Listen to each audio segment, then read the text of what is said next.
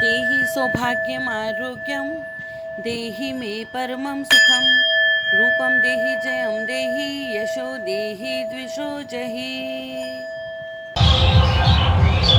प्रिय श्रोताओं, सादर नमस्कार। जय माँ कालका। आज मैं आपको एक बहुत अच्छी स्टोरी सुनाने जा रही हूँ कि मनुष्य हो, भगवान हो या देवता हो, हम सभी को अपने कर्मों का फल भुगतना ही पड़ता है। जब कंस का वध करके भगवान श्री कृष्ण जी अपने माता पिता को बंदी गृह से छुड़वाने आए तो माँ देवकी ने कहा कि आप तो भगवान हैं, फिर आपने इतना समय क्यों लगा दिया, 14 वर्ष। तब भगवान ने कहा, आप याद कीजिए, आपने भी तो मुझे 14 वर्ष का वनवास भेजा था।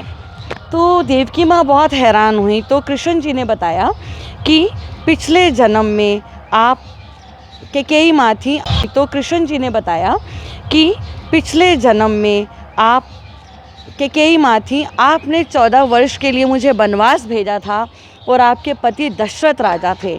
और जो कौशल्या माँ हैं वो थी बनी यशोदा मैया। उन्होंने 14 वर्ष अपने मातृत्व का सुख नहीं पाया, तो अब मैं 14 वर्ष तक उन्हीं की गोद में पला और उन्हें मातृत्व का सुख मिला।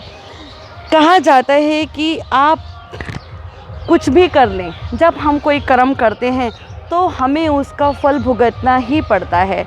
इसलिए सदा अपने कर्मों पर ध्यान रखिए, सदा अपनी एक्टिविटीज़ पर ध्यान रखिए कि कहीं कुछ ऐसा ना हो जाए, क्योंकि ये तो गोल चक्र है कर्मों का जो लौट कर आएगा ही आएगा। जय माँ कालिका।